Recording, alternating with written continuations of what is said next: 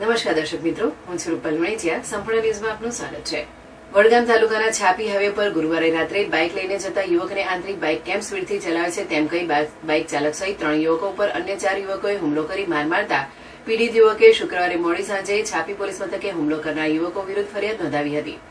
પ્રાપ્ત વિગતો મુજબ મૂળ કુદરાવી વડગામ તાલુકો વડગામના રાહુલ સોમાજી ઠાકોર છાપી ઉપર આવેલ હોટલમાં જમીને 2 મિત્રો સાથે મોટરસાયકલ ઉપર ઘરે જવા નીકળ્યો હતો. તે દરમિયાન પાછળથી 4 યુવકો મોટરસાયકલ લઈને રાહુલને ઉભો રાખીને કહે કે મોટરસાયકલ કેમ સ્પીડથી ચલાવે છે તેમ કહી ભૂંડી ગાળો બોલી રાહુલને બાઇક પરથી ખેંચી એક યુવકે તેને પકડી રાખી બીજા યુવકે ધોકા વડે ફટકારતા 2 યુવકો નાસી છૂટ્યા હતા. જ્યારે યુવક જીવ બચાવવા બાજુના કોમ્પ્લેક્સ તરફ ભાગ્યો હતો, જેથી કોમ્પ્લેક્સના વોચમેન ઝુબેર ઇસ્માઇલ ઢુક્કાએ તેને બચાવવાનો પ્રયાસ કરતા દેવભાઈ ઠાકોર ત્યાં પડેલ લોખંડની ખીલાસરી વોચમેનના માથામાં ફટકારતા ગંભીર ઇજાઓ થતા પાલનપુર સિવિલમાં ખસેડવામાં આવ્યા હતા. જ્યારે રાહુલને વડગામ સિવિલમાં સારવાર માટે ખસેડવામાં આવ્યો હતો.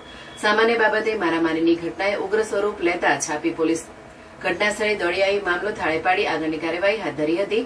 આ સમગ્ર ઘટનાને લઈ પીડિત યુવકે 4 યુવકો વિરુદ્ધ છાપી પોલીસ મથકે ફરિયાદ નોંધાવી હતી.